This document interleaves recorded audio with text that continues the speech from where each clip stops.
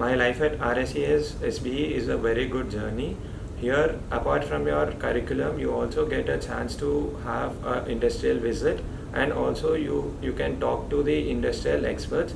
and you'll also have a chance to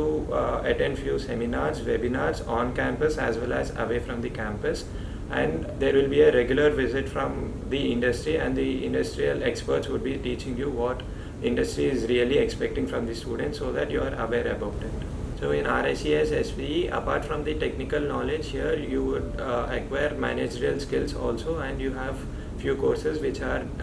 dedicated for your personal development. After completion of 1 year, you would get an opportunity to do internship, where many organizations come and hire you as an intern,